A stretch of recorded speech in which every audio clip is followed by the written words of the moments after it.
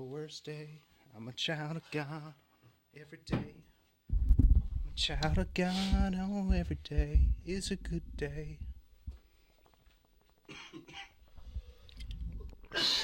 And you're the reason. Let's let her roll. Let her rip.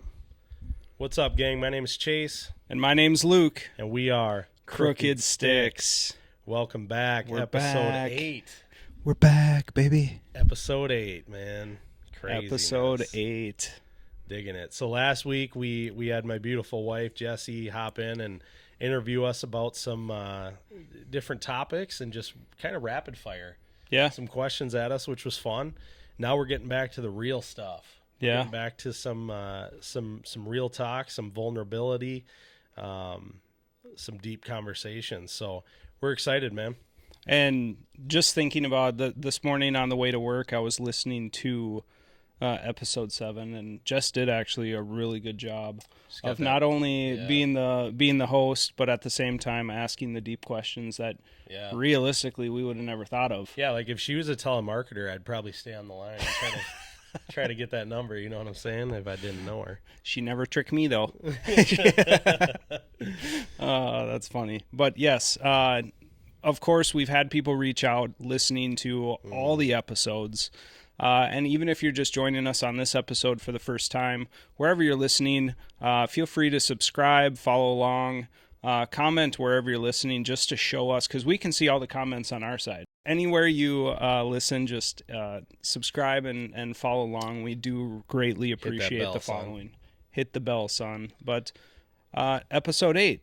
What do we got? We're moving on to episode 8. In episode 8, we are going to talk about the relationship and if and when distancing ourselves from our relationship with God, if that's my understanding. And at the same time, talking about even starting a relationship with God. All of it. Because there's a lot of people that tailor to the feeling distant, dropping out, going away, brushing it aside. But at the same time, there's a lot of people that probably listen that don't ever have or haven't had a relationship with God. So yeah. So I was thinking about that to kind of start our discussion here. I was thinking about this the other night, and I actually threw up a Facebook post just for my personal followers to see. But it's the question of, I'm sitting there and I'm asking myself, okay, we're all born with this natural curiosity, right? Yeah. Of who we are, why we're here, and what's the meaning of everything. I guarantee you, nobody can say, if somebody says they've never had that question come up in their head, they're lying. Everybody's thought that. What's my purpose? What am I here for? What's the meaning of this, right? Yep. I'll even go as far as saying, who is my creator? Like, how did we get here?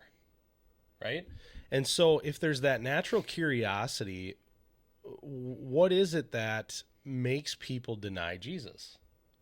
Like, you look at all these other religions, and they just seem so I don't even know what the word would be for it, but no other religion has a God that sacrifices themselves and comes down to join their people and live a life with them to give them hope. It's more of a worship me, worship me, worship me type of God. And so on the flip side of that, Christianity is also one of the most hated religions. You look at like Hinduism and Buddhism and all these other things, and it's like when people bring up that they're Buddhist or that they're whatever, people are like, oh, good for you. That's great. Awesome. And we just kind of like nonchalantly brush it aside and don't say much. Yep. But if someone's a Christian and lets that be known, it's like, you Bible thumper, you frick, you know what I mean? It's like people just go off on Christianity. Yeah. Why is that? So I started thinking about that, and I think there's a lot of things that play into why people deny Jesus in the first place. I think anger is a big one. Maybe something has happened in your life that you can't really wrap your head around, and it's like, why would a God, if there's a God out there, why would he allow that to happen? Right. or there's a lack of knowledge and understanding, or maybe they're just a product of their environment. Yep. I look up to those guys. They didn't believe in that, or my peers didn't believe in that. But one thing that kind of dawned on me is like, Christians, we do a terrible job of displaying Jesus. Like we do. For the most part, I feel like there's a wide spectrum of it. Yeah. And on one end, you have the people that are super shy about it, like almost want or don't want to feel judged about it. Right. Because like you said, there's a lot of people out there hating on it, or so it's private. Yeah. Right. Or you have the other end of the spectrum where people are shoving it down other people's throats. Correct. And I feel like there's only a handful of people that are in between. Right. Where it's very comfortable talking about it. Right. And that's why we started this podcast, because we want to be nonchalant about it. We don't want to be pressured. But there's a lot of people out there that are either pressuring you or just a little bit nervous to start the conversation. Yeah. And so branching off of that, it's the biggest thing that stood out to me. I'm thinking of all these reasons, right? Last night of why people would deny Jesus. And I think the biggest one that stood out to me was hypocrisy within the church. Yeah. And when I say church, I'm talking the body of Christ, right? Like the people that say they're Christians. The hypocrisy that you see amongst us. Because, man, growing up, I pushed away faith because of those reasons. I would see, I'd walk into church with my mom, and I'd see the people that were putting on a face and acting like they got it all figured out, and they're, life's great, this and that, and then you see them outside at the bar hammered, and they're swearing every other word, and they're you know what I mean? Yeah. And they're just completely different. And again, I'm not saying like, drinking's don't, whatever. I'm just saying they were living a completely different life, but they put on the face on Sunday. 100%. I saw people act like they had their life completely together and preach that to other people. Like, you got to get this figured out. You got to get control of your life. But then they battled demons behind closed doors. Yeah. They were drinking heavily. They were doing drugs. They were, Yeah. Which we all battle. Oh, for sure. No, but it was the hypocrisy of seeing people preach that. The biggest one for me is like, man, you got some people that will preach about sharing the love of Jesus, and we need to love others, love God, love others, be a light. And then those are the same people I would see online throw up on Facebook, God hates fags. Yeah. And just random things like that. That's not what I promise you Jesus wouldn't act like that. Right. And taking it a step further, looking into the church, I mean, the hard part is churches are run by humans. Right. They are. And we love going to church, but that hypocrisy in the church, the development in the church, and where the church ends up going, the elders of the church and everything, they're all just humans. So, I mean, they're making human choices on the same side of trying to be very godly Yep. and follow the rules, and that gets in the way. I mean, It really does. There's been churches around the whole United States. You think of these celebrity pastors, right? That sometimes they abuse their power. Ego gets in the way. Yep. There's been priests and preachers that have done very, very bad things, whether it's children or murder.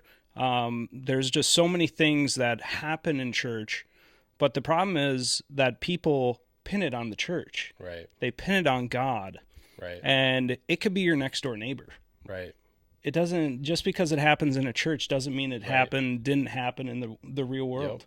Yep. Outside of that. And that's kind of the open mind we have to have about it, is if it does happen in a church you're involved in, or if it does happen down the street, it's happening everywhere. It's remembering that the church body, we're still humans. We're broken.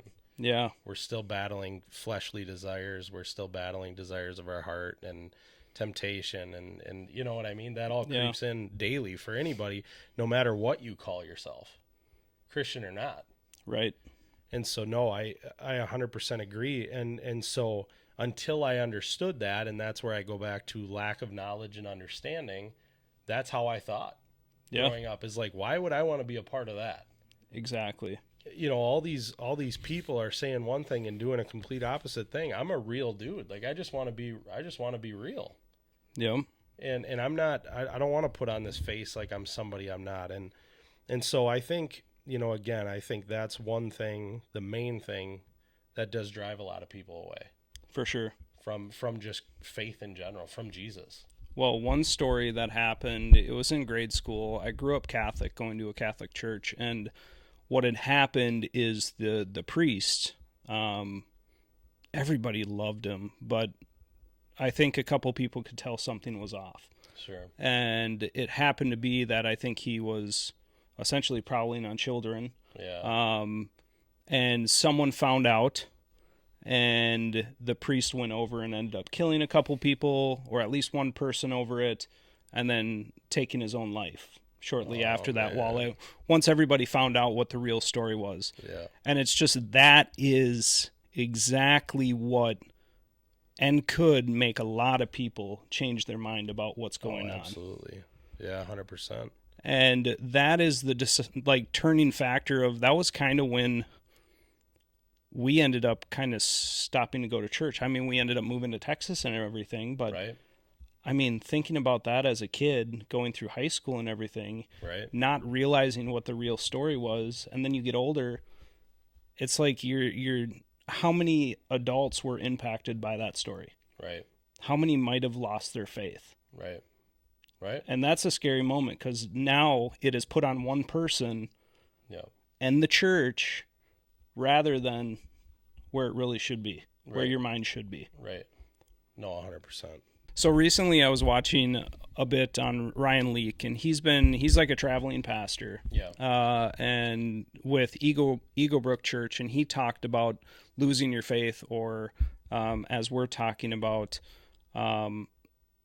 feeling distant. And so one of the things he talked about is, when you're going to church and you have those feelings about a pastor, or have those feelings that it's just not right fit, or you don't think church is for you, or, the pastor is, you look at him and these celebrity pastors are making so much money. Is it really the pastor up there that's going to ruin your faith, or is it you and what your mindset is? Right. And I think that was really strong, because I think we all run into issues of thinking, like, almost making excuses for it. Right. Yeah. Yeah. And whether that's digging into the Bible, taking your time to get to know God, there's always something else to do. Right. Yep. Our work-life balance, our families at home. Yep. Yeah, you could think of any excuse under the sun to not want to read your Bible. Yeah. Happens to me daily.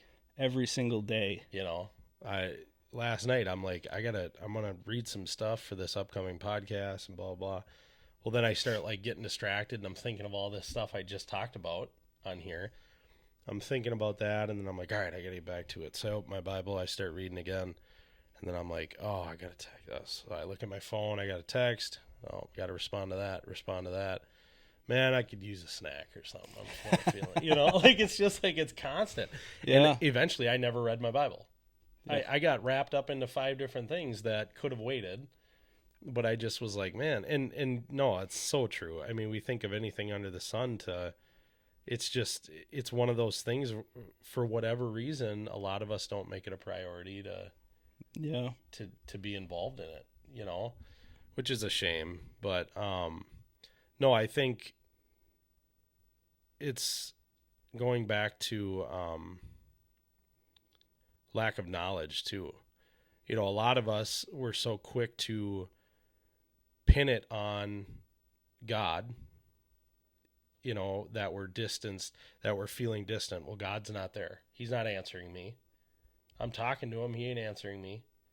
Or I don't like this about faith. Even if you're not a follower, I don't like this about faith. I don't like this idea, so I'm gonna push it away. But you've never cracked a Bible and understood, tried to understand. You don't care. So how can you? It's like, we have close friends, you and I, that don't believe. Yeah. And having conversations, I've had conversations with them in the past, and it's like, it's almost like this. It's such an immature answer. Anytime it's like, why don't, like, flat out, if you could ask somebody, why don't you believe? It's usually like, well, I ain't got time for that. Like, whatever. Like, it's not a legitimate answer. It's usually just kind of brush it aside, like, whatever, I don't care. God still loves them, Right. Oh, for sure. I think this sits in a serious conversation between the two of us, because there has been many, many times in my life that I've felt very, very distant. Yeah. And you almost don't even realize it. Because life goes on so quickly, you don't even realize what had happened in the last 6 months. Right. You almost think you still have a relationship, but do you really at this point? Or is there things you need to be working on? Right. And it could go on for years. Yep. We get trapped in that for years. Like you talked about in when COVID happened and there was a couple deaths in the family and everything. There came a point where you had mentioned you got very distant. Right. And I guess you can go off on that. No, but yeah, I was just going to say, yeah, I mean, for me, the most distant, other than like when I didn't have my faith, the most distant I've ever felt was these last couple of years. Yeah. So you look at, we lost my wife's grandma. We lost my mom. Judy. Yeah. Susie. We lost my mom. We had a cancer scare with my youngest daughter. I had just thoughts of suicide and depression and all sorts of stuff going on. It was crazy. It was just crazy. And in those moments I prayed. It was like the world was crumbling. Yeah. And in those moments I prayed. In those moments I was, at least I think I was, but the reality is it's so easy to feel like you're close to God when everything's going right. Mm-hmm. It's so easy. But as soon as stuff starts going wrong, it's, well, God, where are you? Where you at? Like, you ain't answering me. Where what's going on? Like, I thought we were tight, and we just don't, we have such a lack of understanding of his timing and his perfection in everything, the good and the bad, right? And it's like, yeah, we went through some really hard times, unfortunately, and a lot of good actually did come from those things. We don't see that in the moment. We're so wrapped up in our own emotions. We're so wrapped up in the stuff that's wrong. We're not even paying attention to what could come of it or the positives of it, because it's hard. Right. It's hard to think that way. I oftentimes think about me and my brother and our relationship. My brother, he's 17 years older than I am. We weren't that close growing up. And my mom, I remember her saying to me before she passed, like, Chase, my goal, my dream for you and Brandon is to be closer. Like, I want you guys to have a solid relationship. I want Brandon to love God again. Because and my brother would probably be the first to tell you that he was very strong in his faith when he was younger, like 20 years old or whatever he was.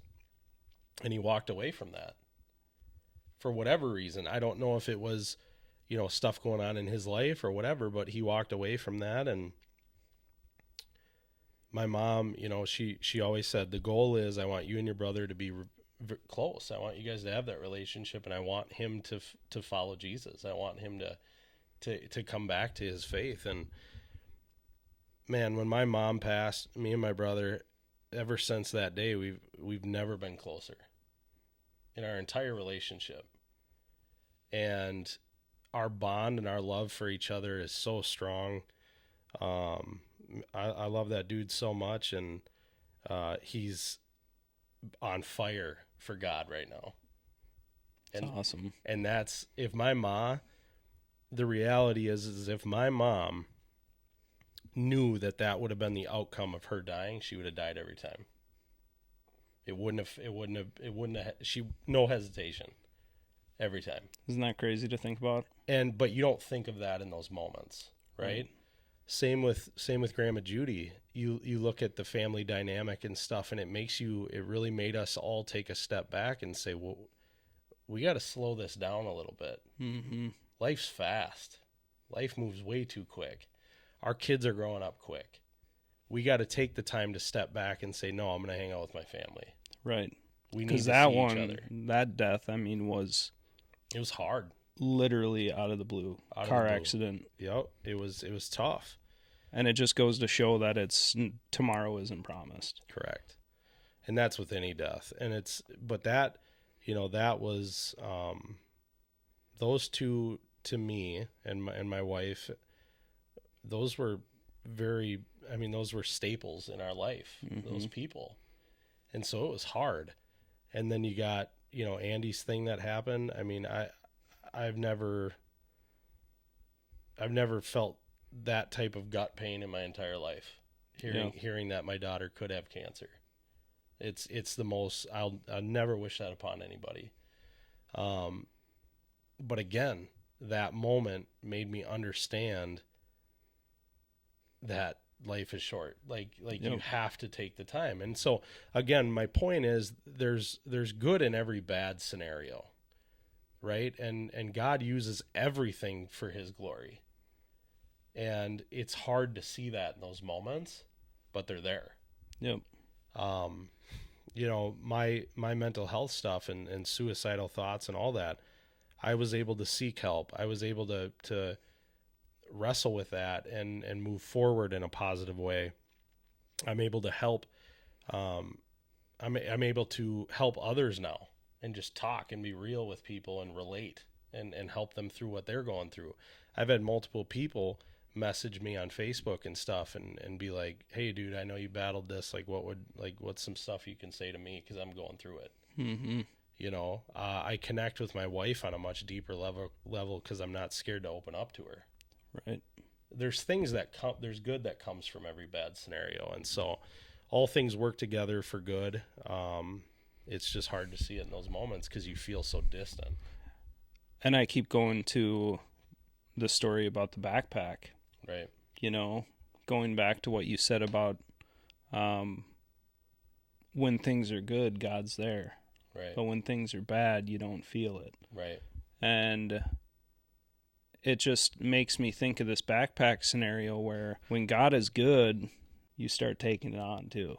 Yep. When he's good, you start forgetting about it. Right. And when he's good, you keep collecting and you're like, oh, well, I don't need him for that anymore. Right. You start taking those responsibilities. Yep. And then all of a sudden things get bad. Right. And now everything's on your back again. Yep.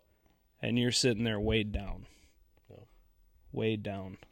And so going off of that, because I think that's a great point, why do we feel distant from God? And this could be a multitude of reasons, but I think America. I think right. I think the reason why the majority of us start to feel distant from God is because we fall back into our old ways to an extent.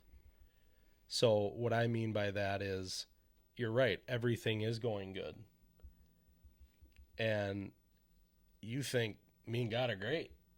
Me and God are good. Everything's going good. So you maybe stop reading your Bible as much. You're not in the Word enough. Mm-hmm. You're doing this, you're doing that, and you start to get selfish again. It's a me mentality. Yep. What, I'm good. What do you mean? I'm good. And it's that selfishness that can make us feel distant from God. Yeah. And it's worldly pressures that can make us feel distant from God. Yep. I was just going to say influences. Right. The Absolutely. Influences we have, and the devil trying to pull us out. Yeah. One of the biggest things that I see in my life and I see in everybody else's life is the influence from the devil trying to get to you. Yeah. Whether that's through another person, whether that's on TV every single day, on our phones. Yep. You just look at that and it is very easy to go down a rabbit hole you're not supposed to be in. Right. Absolutely. You know? Yep.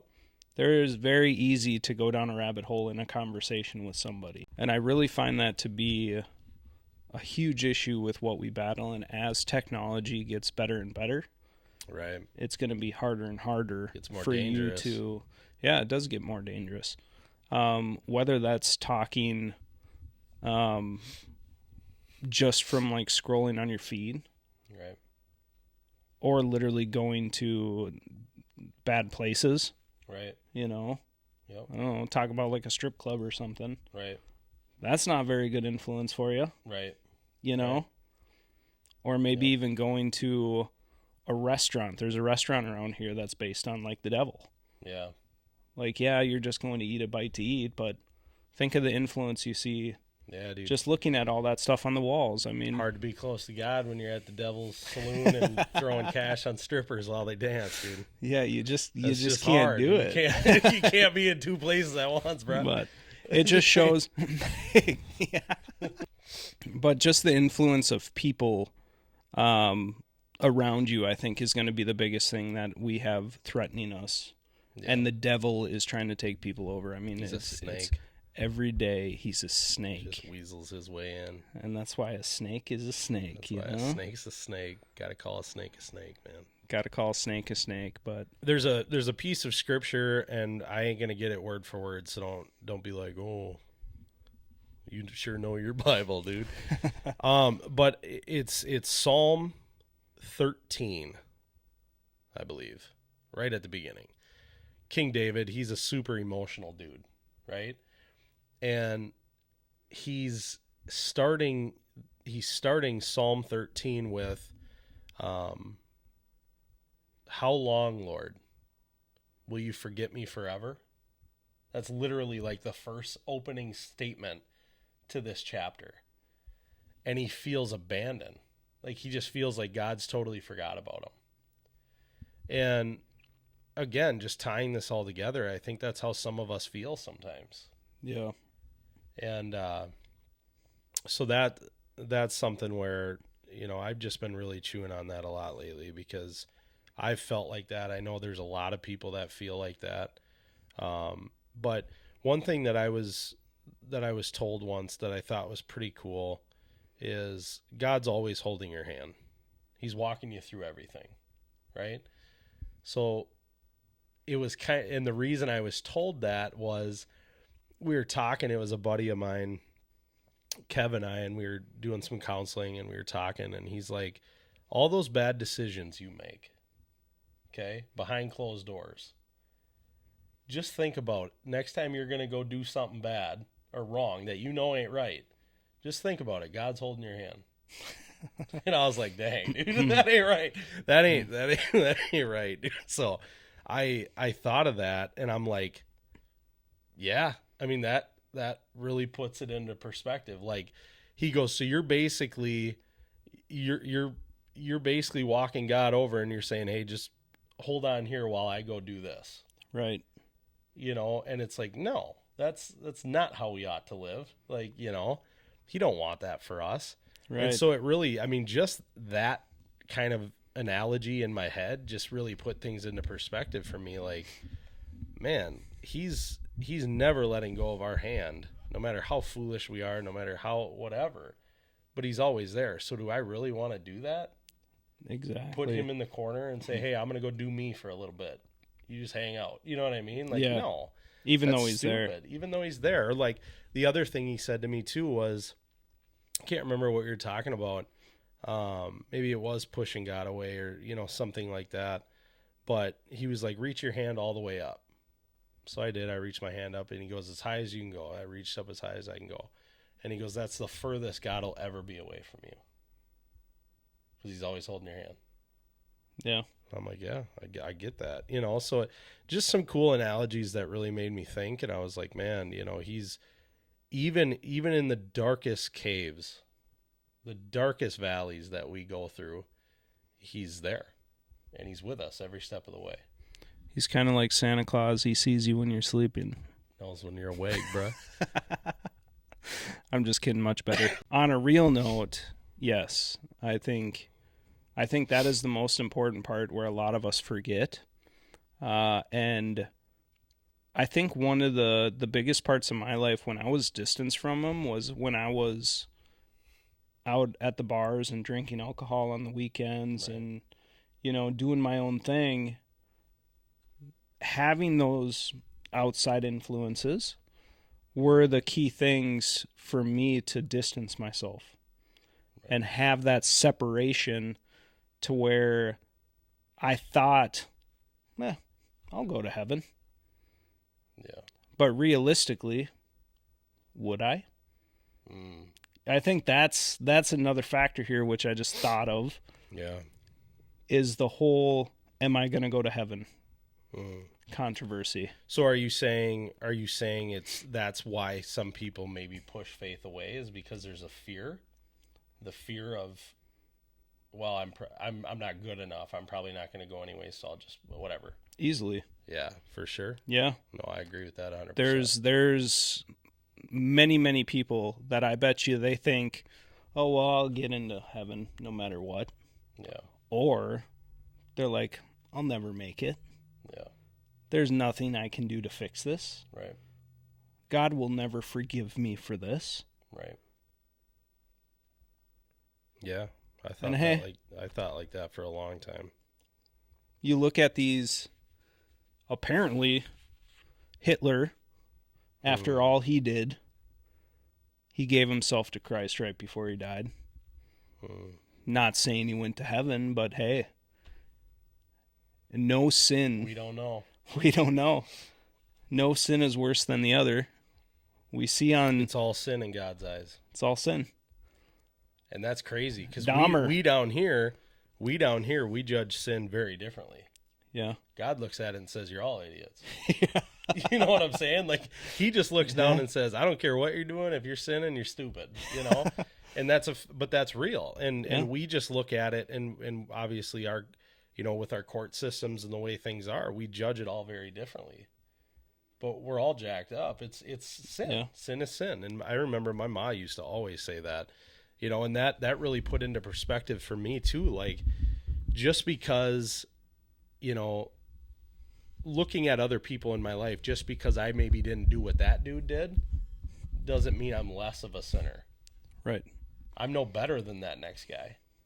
And my ma always saying that, sin is sin in God's eyes. That really painted a picture for me that, yeah, we're all crooked. Yeah. And I think crooked sticks. And I think that is a real fear in people's eyes of they're not good enough. Or they're not sure what to believe. They're not sure what that end game looks like. Yeah. And I think that takes a lot of people out of it, and they really think to themselves, oh, well, that can't be the truth. Well, going back to lack of knowledge too, just because we're talking about this, I had mentioned that earlier. There are people, and I've talked to these people one-on-one, where it's like, no, I'm a good person. I do good things for people. And I think I've talked about this in a previous podcast, but I know people that think that way. Well, I'm a good person. I help this person out. I donate to people. I do this, and I don't really swear that much and stuff, so I'm going to heaven, like, no doubt. Right. But okay, so then the question becomes, okay, but you don't believe in Jesus. No, I don't. Then why are you saying you're going to heaven? You know what I'm saying? Yeah.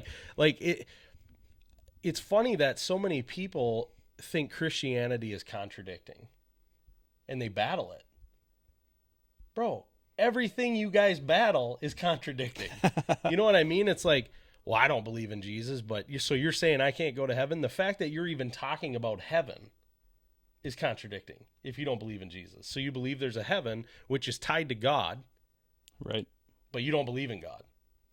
So what does it matter? And you think you're going to heaven, yeah. It's just, so it's interesting, these conversations I have, but no, going off of that lack of knowledge, if you took the time to open a Bible and you took the time to read God's word, you would understand there's nothing you can do to gain access to heaven. And I think I've said this before in a podcast.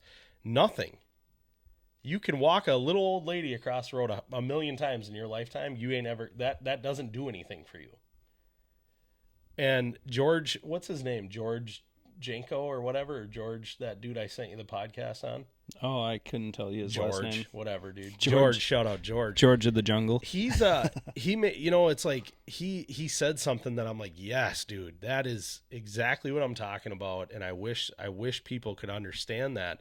But he was talking about how for the longest time, he was like, well, man, you read the Bible and it says in there that, when you basically, Jesus is saying that people will come to me on the day of judgment and they'll say, like, look at all this stuff I did in your name. Look at all this stuff. I did so many incredible works. I helped people. I did all this, and I praised you and glorified you the whole time. That's why I should get in. And he says, away from me, I never knew you. That scared the crap out of me. For the longest time, when I first gave my life to Christ, I read that, and I didn't understand it, and it scared the living crap out of me, dude. Because I was like, okay, so you're telling me all these dudes, these pastors, these people that are out teaching the gospel and sharing their love for Jesus with people, and they can't even get in? No, what it is, and George says this, and I'm like, nailed it, is when you're standing face to face with your Creator. And that judgment comes, because he's the final judge. He's the only judge, right? And it's basically like, why do you feel why should I let you in? There's one answer. And that answer is, I'm undeserving. I don't deserve this. I did a lot of stuff to try to get here, but that's not good enough. Right. The absolute only thing, and the only reason I should be allowed into heaven is Jesus Christ. That's why. That's the answer. Yeah. But so many people think they get hung up. On we all do. Person. And yeah, still to this day. I mean, it's like, again, I try so hard. I try so hard to get my mind right every time we do a podcast, because I'm like, I get amped up about it. Like, I get super excited, not that you shouldn't, but it's like, it's that little thought in your head, whether it's the enemy trying to get you to think that way, or whether it's pride or whatever. It's that little thought saying, like, yeah, we're about to change lives. We're going to change lives. We're going to make an impact. We're going to do this. We're going to do that. No, dude, all we're doing is we're two dudes talking, and Jesus does the rest. Right. That's it. You know what I mean? So, no, it's 100%. But the fact that he said that in his podcast was just like, man, it hit home, because that's a huge part that I think a lot of people don't understand. They have a lack of knowledge, and they don't care to dive into it. Right. So, and I was one of those people for a long time. For a long time. And I still have trouble diving in, because it can get confusing. Right. I mean, you can read the Bible 6 different times and still have questions, and still, I mean, you're going to go through your life and have questions. Yeah, you'll never know. No doubt about it. And you're not supposed to. And that's okay. You ain't meant to.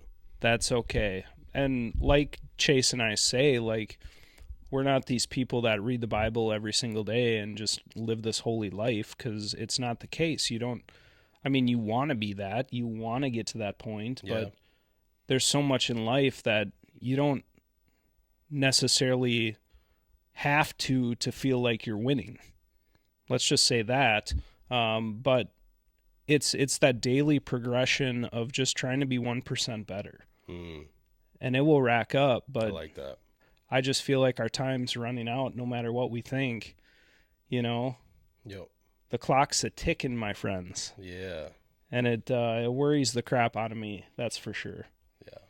I mean, how many of you would, let's just say you're right about it. You're right about taking the chance on your relationship with God. You're right about taking that shot of trying to get to heaven and believing in Jesus. Well, then you have eternal life. Right. when we die. But what if you're wrong on taking a chance of not believing in Jesus? Right. And you're in hell for the rest. That lake of fire, son. I mean, I'll tell you what. I'll tell you one thing. I could never be a snowbird that goes down to like Arizona or Texas in the winter, dude, because it's way too hot for me. You know, like it gets like 90 degrees here and I'm overheating and dying, dude. So hell ain't good for me. You know what I mean? I need AC. I need comfort. You know what I'm saying? Like hell ain't for me, dude. So I'm gonna tell you right now, even if it ain't real, I ain't going the other way. Yeah. I'm trying to get to the AC and comfort. You know? Okay, so to kind of land this plane and wrap things up here, everyone will feel distant from God at some point. There's no avoiding that. No matter what. You're going to go through seasons. You're going to do that. And I've said it before. I mean, God uses those doubts, that distancing that we have. He allows that so that we can grow closer to him. And I've seen that personally in my own life. I've seen that in the lives of those around me. It's incredible. It really is. It's incredible how you can go through such a dark moment in life and come out stronger on the other side when you lean into God in those moments. Every single time. It truly is. I mean, it's incredible, and I've seen that happen way too many times to say it ain't real. Way too many times. So again, just encouragement for you guys to lean into him. You know, when you're feeling distant, give yourself a heart check. You know what I mean? It ain't God. God ain't leaving you. He's there. So it becomes a question of let's look at your life and let's take a step back and say, okay, where am I dropping the ball? Because that's usually what it is. Are you not reading his word? Are you not spending time in prayer? Are you being selfish with your time? Are you trying to fill your heart's desires? You know, are you trying to look at life and say, gosh, I just don't feel a purpose for my life right now.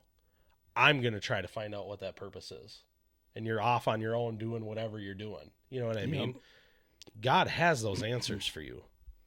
He has all that figured out. Stop worrying about it. Pray about it. Get closer to him. He'll walk you through it. He's always holding your hand. He's never further away than when you stretch your hand up. That's as far away as he's getting. He's always with you. So that's my kind of summary, you know, talking about today's podcast. And I think digging in and figuring out what's blocking you from having that relationship. Absolutely. Digging in, it might take a while too. I mean, it's not going to be like, oh, maybe it's this, maybe it's that. But once you figure out how you can fix that and take a different approach at what you're doing. And I think eventually it'll be clear. Yeah. But like Chase said, I mean, we talk about seasons in every episode because we don't want being 100% all the time is very stressful. It ain't going to happen. And it ain't going to happen. You're going to push it too hard. And it's going to make you even more distant down the road. You're going to have that. You look at all these people that, you know, look at pastors and their kids. Yeah. Seems like majority of pastors' kids eventually become very distant. Yeah. Because they grew up in probably a high stakes, high pressure scenario of needing to know who God was. And they never had that personal relationship. And a lot of pastors' kids just go on and have that relationship. But there's a lot of stories out there where the pastor's kid was the worst one. Right. You know, going through high school. Absolutely. So, I mean, being distant does happen. And if you're in that stage, just know that try to track down whatever it is that's keeping you distant and see what needs to change there in your life. Last thing, because I forgot to say this. before, but finding out what's keeping you distant, bouncing off of what Luke just said. Another thing that I think stops people from leaning into God, growing deeper in their faith, or leads to them pushing God away in general, is conviction in their own life. For sure. The sin they're battling that they're not willing to let go of. Yep. And so, again, I know people that, I don't like going to church, Chase. Why don't you like going to church? I don't know. I didn't like what that pastor was saying up there. Well, the whole episode today was about pornography. Yeah, I don't like that. I don't like anything he was saying. Maybe you got an issue you got to deal with, brother. Like, yeah. you know what I mean? Like, or alcohol. Once again, making an excuse. Yeah, of why making you're an not excuse. Yeah, dude. And it's like, there's people don't like being pulled out of their comfort zone and made to feel awkward or made to feel uncomfortable. Yep. And God does a real good job of doing that. Like, he really does. I'm serious. Yeah. Like, if you want to be comfortable, Jesus probably isn't for you, because he'll make you uncomfortable.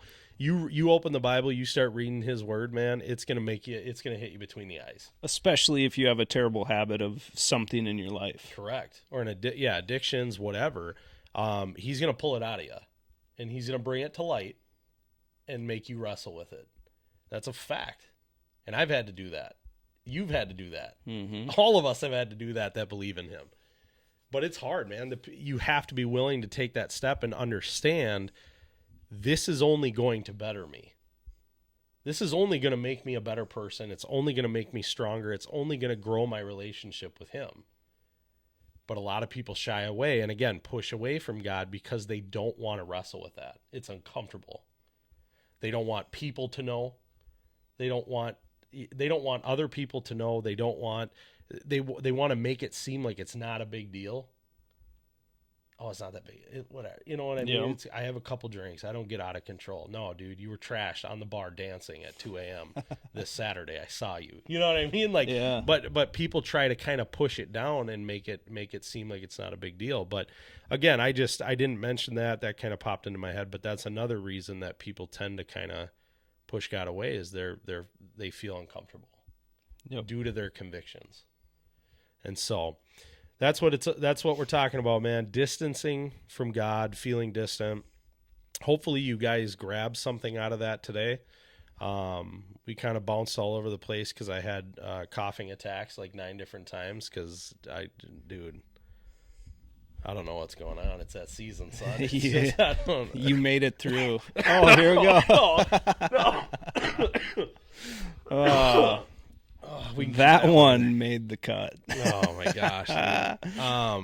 But no, that's perfect. Hopefully you guys grab something out of that. And man, we just encourage you to, just continue leaning into God, growing in your faith, making it a priority to seek him daily, whether that's prayer, whether that's, spending time in his word, alone or with family, even maybe your kids, or, use that time as time to maybe teach your kids some stuff and just kind of let them see you leading and being an example for them.